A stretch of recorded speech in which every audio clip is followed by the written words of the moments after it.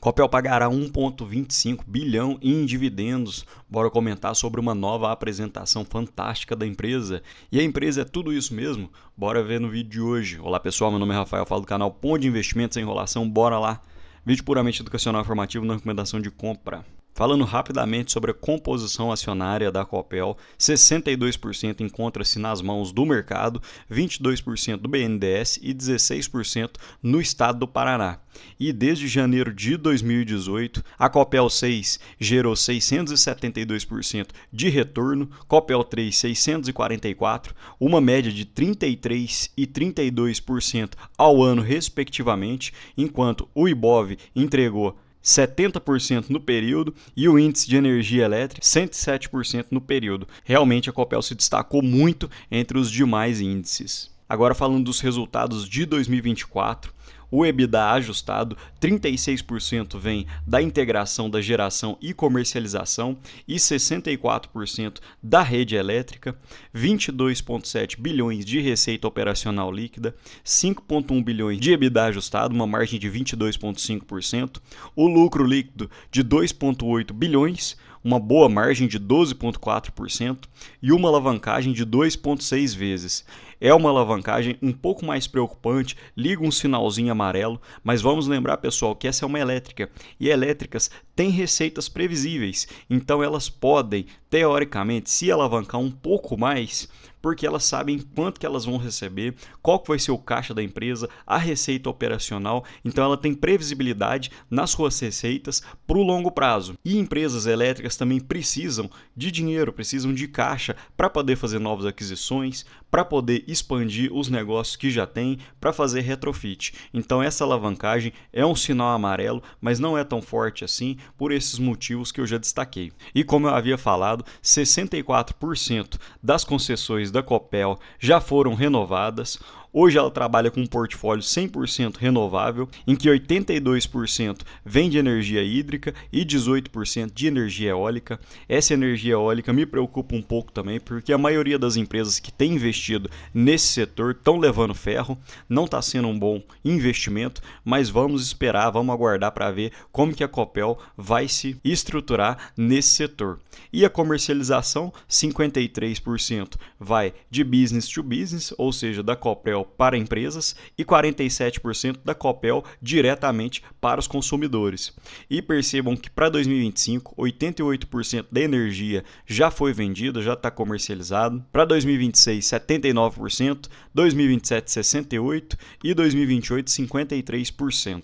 E realmente zero preocupação de baixa na receita, de queda nas receitas, 1,6 bilhões da receita anual permitida do ciclo 24-25, 96% das receitas renovadas para mais 15 anos e o retorno dos investimentos elevados e sem competição, um potencial de mais 1,7 bilhões em CAPEX nos próximos 10 anos. Perceba a evolução nas linhas de transmissão, de 6,8 mil quilômetros para 9,7 mil quilômetros em ativos operacionais. E a Copel é a quarta maior distribuidora do Brasil, com a concessão até 2045. Por isso eu havia falado que tem zero receio de perder receita no curto prazo.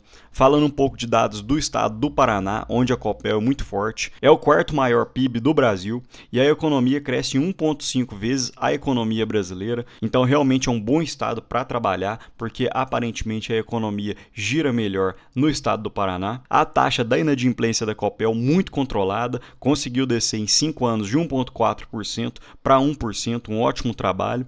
E o número de clientes também subiu muito, de 4,8 milhões para 5,19 milhões em 2024. Agora falando um pouco das projeções 2024 para 2030, quero que vocês guardem alguns pontos que eu vou destacar aqui e que a Copel tem feito um bom trabalho, que é o foco no core business, ou seja, o principal da empresa, otimização de ativos e a revisão organizacional.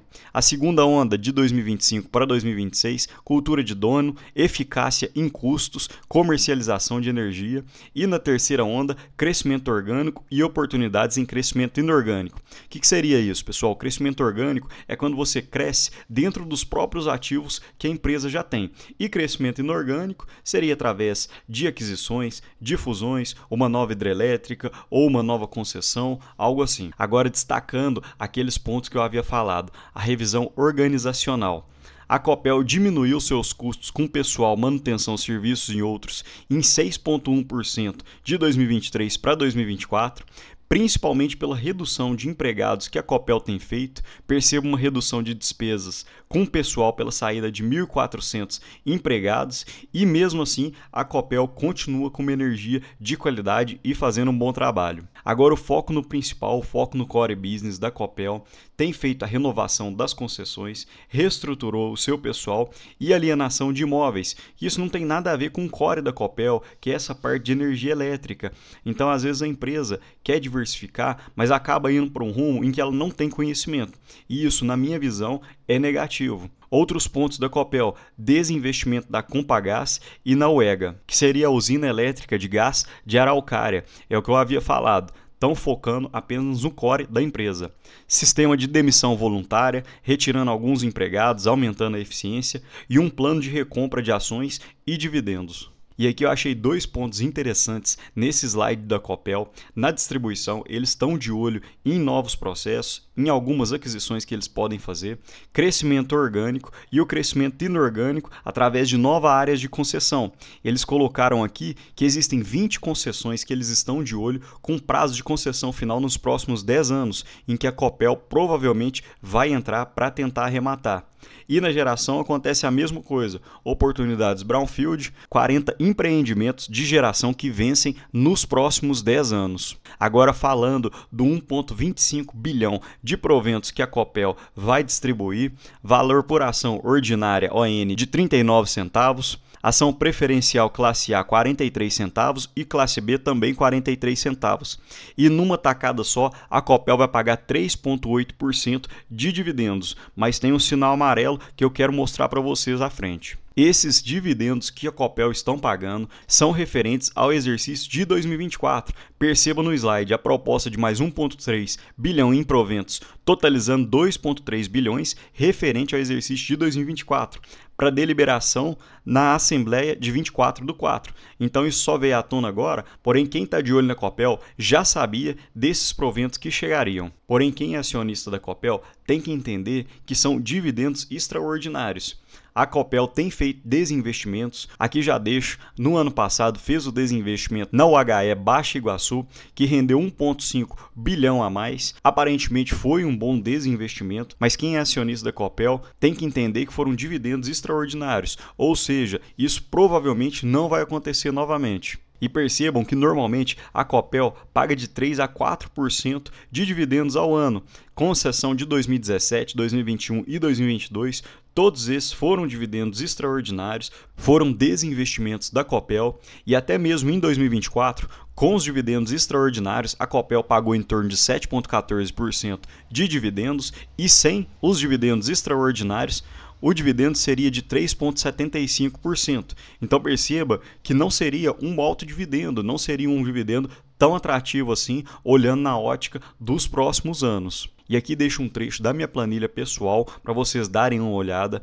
Hoje o PL da Copel é de 10,92 e aumentando levemente o lucro para 2025, o PL da Copel ficaria em 10,4, acima da média dos últimos 10 anos, que foi de 8,42. Para poder retornar à média, a cotação da Copel teria que cair em torno de 23%, e com um payout projetado de 50%, o dividend yield da Copel ficaria em 4,8%. Porém, eu acredito que para 2025, esse payout pode ficar na casa dos 35% a 40%, o que daria um dividend yield em torno de 3 a 4%.